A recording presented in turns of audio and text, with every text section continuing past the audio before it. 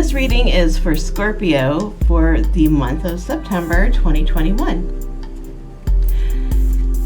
So Scorpios are known for being very intense in their relationships, their love relationships in particular. And I just went and looked at what's going on in your chart for the month of September, and interestingly, the light is shining not on love as much as it's shining on friends and community. So September, it looks like, would be a really good month to actually spend some time cultivating and investing in your relationships, the ones that are already here, and maybe even making some new friends or stepping into like a new situation that you've been wanting to try out. I mean, have you been wanting to, I don't know, there's so many different art forms that you could try to learn, or different activities to do, or causes to get involved in. That's very much highlighted in your chart. And the other thing that is also highlighted is to not prioritize comfort this month. For some reason, this is, comfort's really important, but it shouldn't be our primary objective all the time. And maybe getting out of your comfort zone this month will have great rewards. I don't know why this would be a message coming through if it wasn't for, a happier ending. Okay, now with that, let's look at what is, fascinating. What is supporting you this month? Wow, to have the Tower card in a supportive position is very fascinating. I'm just going to call this a mitigated tower because it's a supportive energy. What this is talking about is probably having some sort of epiphany this month. And don't be scared by this image. But what this is about, and maybe, if I'm thinking about what the stars are saying too, it's like, get out of your comfort zone, mingle with maybe some new people in a new environment, doing a new thing, and you may get an inspiration that comes out of the blue, right? And just knocks you off your feet. So epiphany is possible this month. And that's actually your supportive energy, or a download of information. Maybe you've been thinking about something and all of a sudden you get the answer. But sometimes this really can blow your hair back. The challenge this month is, wow, this was the same card that I just pulled for Libra, is not being sideswiped by your emotions, okay? So the challenge for a lot of us, I think that's because we are having a Pisces full moon on the 20th, and then we also go into Mercury retrograde on the 27th. So I could see some astrological reasons why people may be more vulnerable this month to their emotions. Now, Scorpio, you're water. So what this means is maybe, if you're about to have an emotional reaction, just take a deep breath before you let it rip.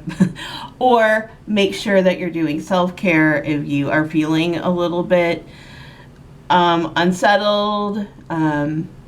Sometimes when we have like a full moon of Pisces followed by Mercury in retrograde, that can be past hurt coming in from like an old relationship that went wrong. So be careful as you move into new relationships this month, if you are, that you're not carrying baggage from the past with you with this energy. But this isn't bad. It's just intense, and Scorpios usually are a little bit on the intense side, so nothing new there. And if we just look at what the overall sort of energy around love and romance is this month, very interestingly enough, when this is the somewhat challenging card, this is like really about making sure that we're with someone emotionally safe, okay? So this is not really going to be that much of an issue if you're in a really healthy relationship. Like, this is more for if you're in a relationship that sometimes you're feeling pulled one way or the other, or you're undecided about. This means you might need to take some space to just figure it out. Just make sure that you're not, especially with this more emotional energy, that you're not constantly exposing yourself to something that maybe isn't the most emotionally healthy for you. This card, though, if you are in a more healthy long-term relationship or just a healthy relationship, sometimes it means that going off and spending time on your own and your partner doing that too actually will enrich your relationship. So yeah, this is sort of a retreat card. All a bit intense.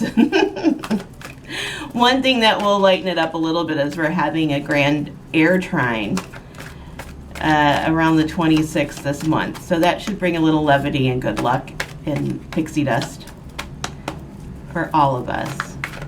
Okay, let's see what else the cards have in store for you, Scorpio. The core energy of this month is about breaking through stagnation.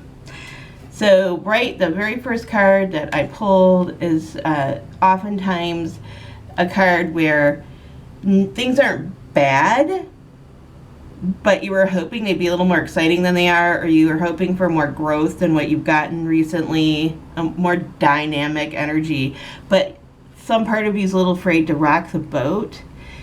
This card coming in, this energy, this like fire energy, is like, if it's time, don't be afraid to rock the boat, go for it. You know, get out of some slump if you're in it. Ooh, wow. So we've got the Ace of Wands crowning you, Scorpio. This is very much in alignment with that card, the Tower card, the inspiration coming through. So some of you are just going to have a direct line to heaven. Woo, go from your head up to the sky, and you're going to get some divine, amazing download. And that matches the fire here as well. So I've got to say, if you have been feeling in a funk or stuck, that very well just maybe like burned away this month. You know, but that really goes in hand with sort of that Scorpio energy of the, ooh, there we go again, of the Phoenix, right?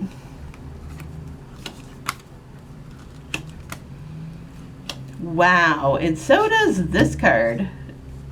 Okay, so of course I'm going to be drawn right away to this very last card in the deck, which is the Death card. This never means somebody's death, so don't freak out. And I'm not God. I do not work in that realm. I do not predict life or death. When I look at this arc right here, what this says to me is that some of you Scorpios are going to have such a strong vision of your future and of where you're going and of what you want that you are going to, this is about release. You're just going to release everything that's been holding you back, and you are going to start, you know, sort of deciding where you are now moving forward in the future going to invest your time and your energy.